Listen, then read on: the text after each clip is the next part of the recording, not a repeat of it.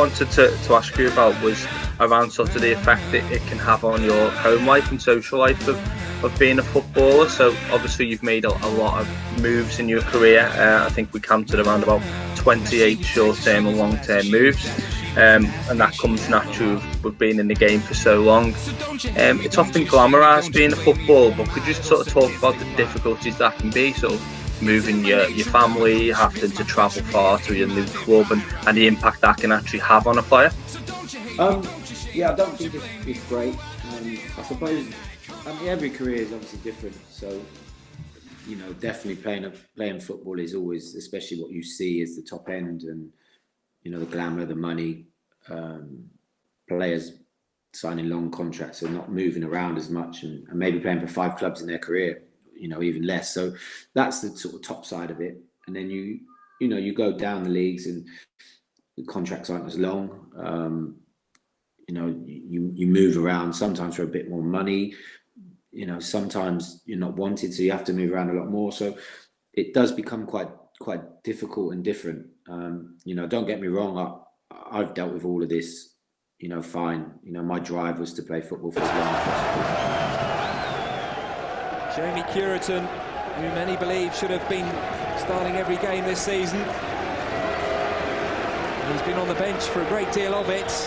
Now comes on for the remaining 25 minutes. And a goal from Jamie Cureton now might just be the biggest in Reading's recent history. Up goes Burgess. Over goes Burgess. Out goes the ball.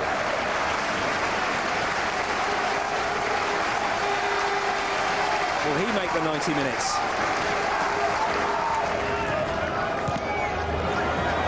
Fresh legs is a possibility for Steve Coppell.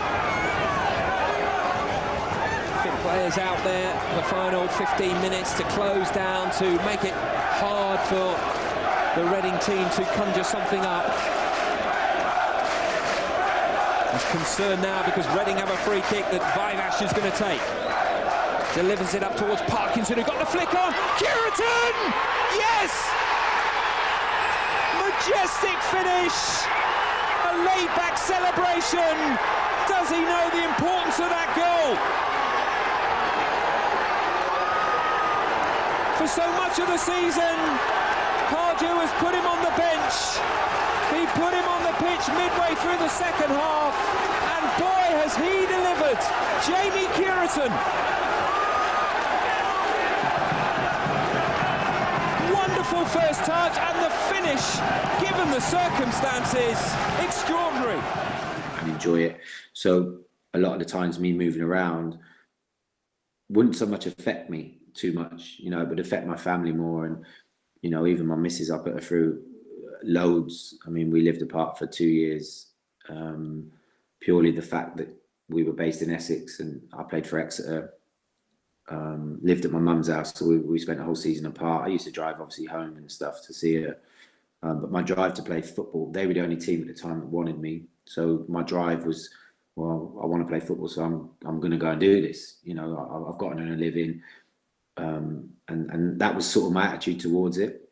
I then come back for a year playing for Leyton Orient, so we lived together, and then that didn't go great. So Exeter was another option again the following year, so I left again. So within 3 years, we'd been married as well. We spent 2 years apart. Obviously we've seen each other, but I'm one of them that I was very selfish and self-driven in football, that nothing else sort of mattered to me. It was as long as I was playing, and I was at the right club, or if it was the only club that wanted me at the time, I would go because I wanted to be a professional footballer and keep playing. So I was good at dealing with it more than people around me. I would say the people around me were the ones that suffered the most, just for my selfishness and self-drive to continue to play football. So it's not easy, definitely not. I moved abroad and left my kids, and that was probably my biggest challenge. That at the time I'd split up from their mum and wanted to get away. So South Korea seemed quite a nice place to go. So I I flew off there, and that was my worst time in my life, I suppose, and probably the worst time in my career, where I'd gone somewhere and done something, made a move that I couldn't deal with, and that was when I felt probably at my lowest. And after 6 months, I had to cancel the contracts and come home, because for the first time I couldn't deal with the football side wasn't enough at that point. So I come home, but all the other moves have all been fine. I've dealt with them. Don't get me wrong. There's down times and low times, and not seeing friends and family. But football has always been my drive. That has always kept me sort of sane, I suppose. And I've always looked back and thought, well, this is why I'm here. This is the reason I'm here. So, you know, until there'll be a long time when I do retire. So, you know, these sacrifices have to be made. It was more, like I said, harder for them at the time. You know, I made the decision to go, right, I'm going to leave Reading. I'm going to go to Korea. I made that decision. I just looked at both. Money was much better in Korea, and just looked at it and thought, you know, if I'm going through a bit of a hard time off the pitch, me getting away will take me out of that situation, having to deal with her. She was, you know, wasn't the best person to deal with at the time. But I didn't then look at all the other consequences that went along with it. So I think after about a month being out there, I knew I'd made the wrong decision. The football was okay. There was nothing wrong with that. The training facilities, like I say, the games, everything was fine. But I missed the buzz of English football. We didn't get massive crowds. I missed all of that. And then ultimately I missed my family. Not seeing my two kids, speaking to them on the phone, not being able to see them. The time zone was crazy. So I either spoke to them at midnight or spoke to them at 7 in the morning. Something, it was bonkers. And it was the one time where football wasn't enough. And I felt I need to get home, and used to cry a lot on the phone to my mum and like my kids, and just sort of thought, you know, I need to get back as quick as possible. You know, this isn't right. It's not working. And I was probably at my lowest point in my life, really. It was just a case of trying to get through it and just count the days down. My dad flew out and stayed with me for a few weeks. And then finally I come home in December, season ended, I come home, and then basically told my agent I had another year and said, look, I can't go back. And we spent basically from December till the end of January trying to get out of my contract, which thankfully we did. And QPR come in, spent a bit of money to get me out of it. I give money back to get out of it. And then I was probably scarred for about a year, you know, on and off the pitch. I wasn't in a great frame, and just trying to deal with that. So that was the one stage, I'd say, in my whole career where I had a real bad moment, and football wasn't enough to pull me through it. And I just had to get on with it. And I've always been a positive guy, and I always just felt, you know, things will turn around. I will get my career back on track. You know, I was seeing my kids obviously again, which was fine. And in the end, the QPR move worked okay, but wasn't great. I then went to Swindon, which was nice. I moved sort of back home, so I see my kids more, but that sort of didn't work. And then I had a loan move to Colchester, and yeah, that kick-started my career again. And then I got going again. But I've always been one that's been very positive and always got a lot of self-belief in myself. And I've always just, you know, when things go wrong or aren't working, it's a case of, you know, putting my head down and finding a solution, you know, to make it right and to work with it. And I've always done that, and thankfully, you know, I've managed to always come through difficult times, whether it's on the pitch or off the pitch, and I've managed to get through them and deal with them. You've sort of moved on quite nicely to the next question there, Jamie. Obviously, you're still playing football now, and to have had a career as long as yours, you must have incredible sort of self-motivation and you know, mental belief. And what do you kind of do to keep yourself motivated to keep going? To keep playing is probably just a pure love of football. So take everything away from that, as in what league you play in, how much money you earn, who you play for, anything like that. Just take it back to being a kid and playing football. And that's how I treat football. So, you know, as long as I can still play, I will always play, because I've loved the sport from a kid. There's a reason I started playing. kicking around in the garages and playing on the school field, playing on the streets. So as long as I can do that, then I'll always, you know, do my utmost to play. And I think that's always been my drive. I've just always wanted to play football, always wanted to be a footballer. And I suppose that's why I've moved around probably more than I should have done, for the fact of wanting to play. And I've never liked not playing. And maybe, you know, why I've played for so many teams and like I say, moved around a lot, and why I'm still playing now is purely just the love of turning up and on a Saturday and playing in front of whether it's 50, 60,000 or 50, 60 people. You know, the results, the end game is still the same to me. It's a football pitch, there's goals, you know, players on it, and you've got to try and win. And my sort of sole aim is to try and score and stuff like that. So I've always treated it like that. And I think that's why I found it so easy to drop into non-league and play at some of the places I've played, where, you know, I've had a lot of friends and ex-professionals say, how can you know, have the motivation to do it?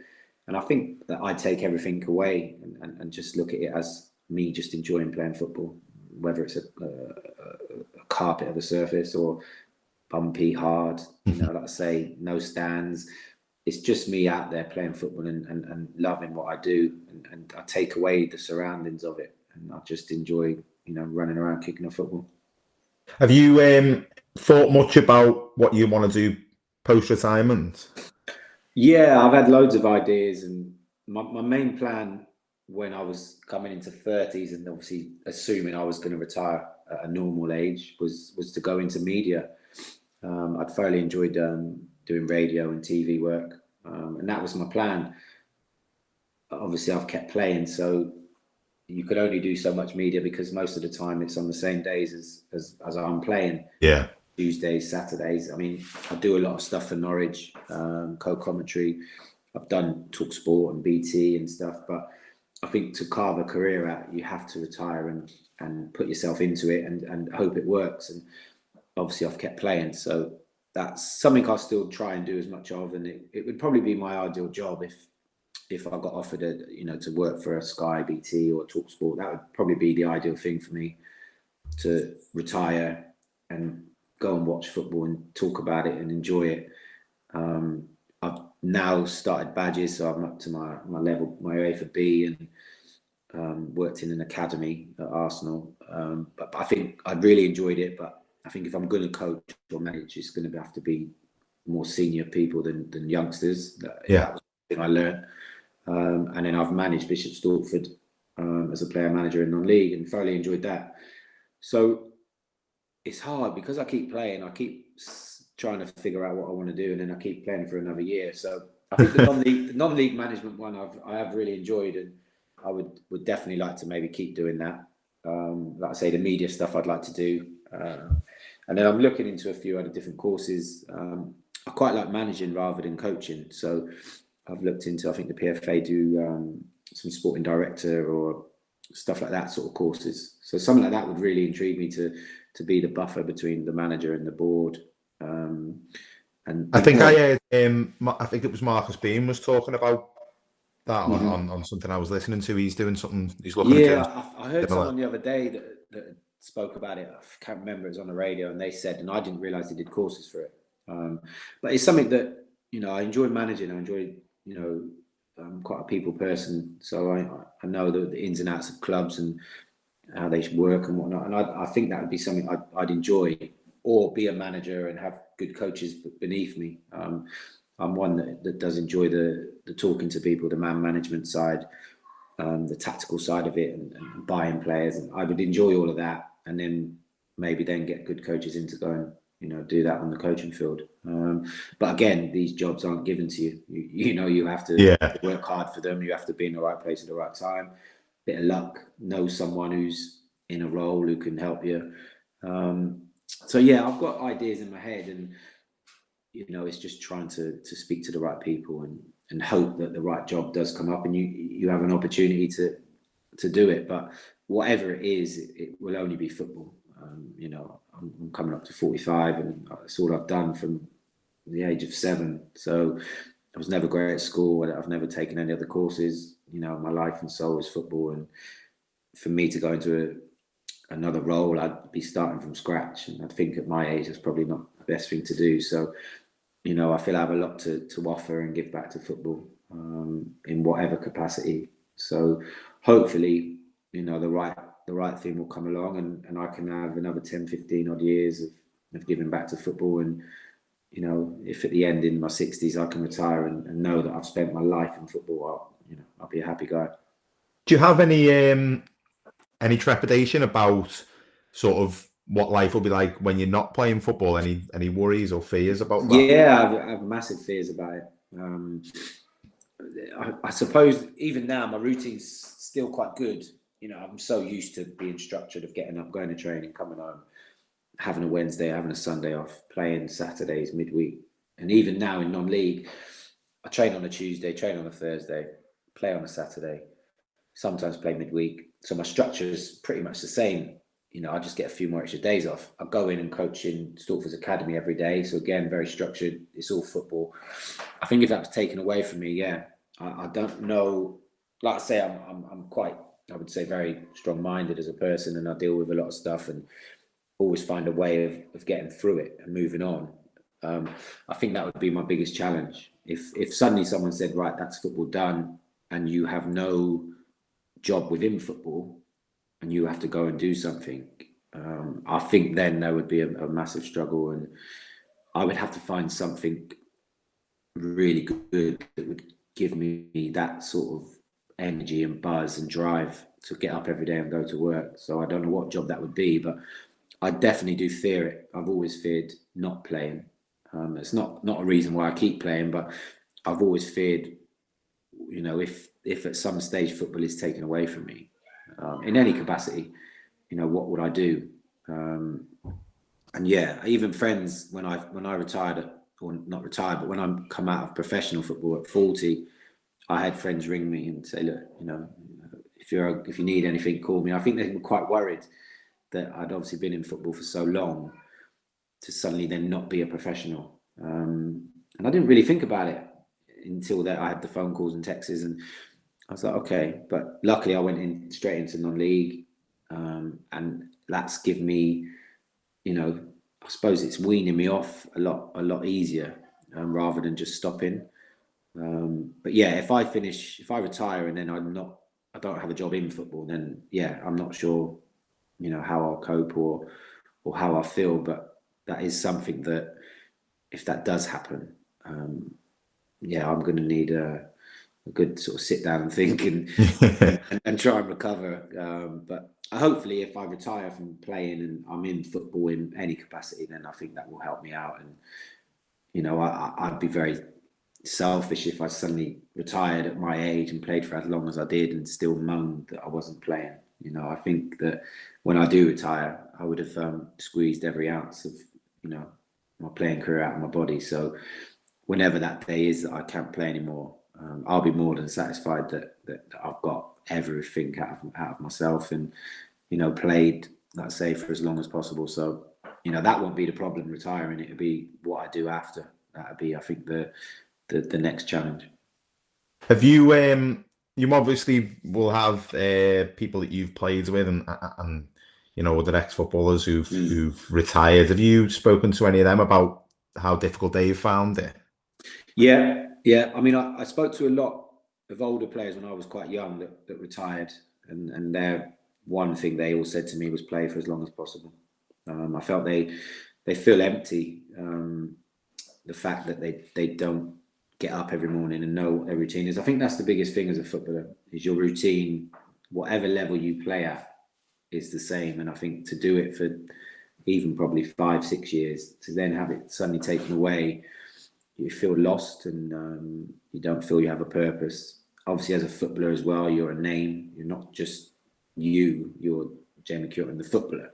Whereas once that's taken away from you, you just become, so to speak, a normal human being. And I think people struggle with that. But I've spoken to people sort of recently. One of my good friends, Darren Eady, who spoke out about it. I had no idea. I mean, I've known him since 12, and he spoke out about the troubles he'd had. And his were different. I think he had to retire early, and I think that played a major part on him, that his career was half taken away from him rather than him fulfilling his potential and playing until he wanted to retire.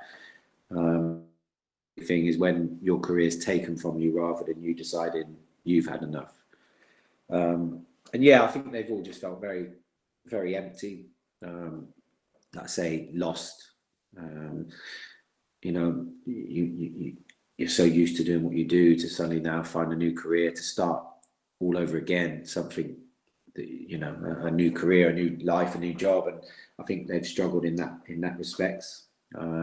Is there any framework within the game, either within the PFA or the FA or clubs themselves, to kind of, because I've heard of, I work in healthcare, and one of the schemes that they run with doctors nowadays is that they do partial retirement schemes. So you stagger your retirement. So rather than going from working full time to not working at all, they do 3 days and then 2 days and then half a day, and they stagger it like that. Obviously, you wouldn't be able to do the same thing with footballers, but are there any sort of similar schemes that they have in place in football to try and help people that transition?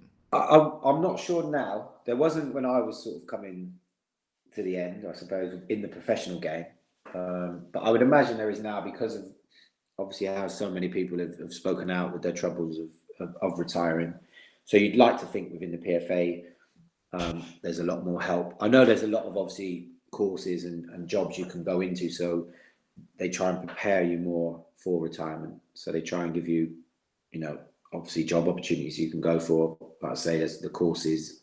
They try and get you to take your badges to try and give you something, so when you do retire that you feel you have other skills to get other jobs, you know, because again, from being in my era, it was a case of play football, retire at 35, take your pension, and that's you done.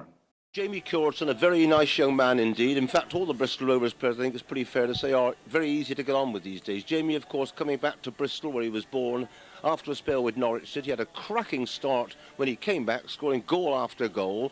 Slightly went off the ball a little bit, but now he's coming back, I feel, as a very important member of the club. He can play not only up front, very much like Peter Beadle, he can play wide if required to, and set up that goal, of course, for Peter. Again, that a draw at Ashton Gate, which started all for the trouble. So Jamie probably partly to blame for that as well then. But no, I think he's a sort of young player who's going to be a big asset to this side in one or two positions, either up front or playing wide or midfield, an asset to this side for many years to come. And I think an excellent signing from Norwich City, bringing him back to his hometown. Lockwood challenged for it. And Lockwood in space. Ball goes, Cureton has scored! David said he'd score, and he has! Holloway swings it in. Up goes Beadle. Goal! It's another one! Miller jumps. Good play. Cureton. It's a goal! Super goal from Cureton! What a bang! And another good ball. Miller. Good ball, Cureton, chance, it's there! It's Cureton! He's seen the net, and another goal for the Rovers' new... And that was what, as a kid, I was brought up on. Obviously nowadays it's changed, and there's a lot more people that look after you and take care of your money and help you invest. And obviously, you know, they ask you to take other courses, you do more schoolwork. So I think you're more prepared. Definitely, and I think that's why I've found the people that have spoken out are more people of my era, my sort of age. I don't know how many of the younger boys coming through will have the same problems, or they shouldn't have, because of what they get and the support system they have. And then I think when you hear the boys that are speaking and are coming out about it more now, I think you'll find they're more between the ages of late 30s into their 40s. And I think that's the way we were all brought up, that, again, we just played football. We're meant to play, earn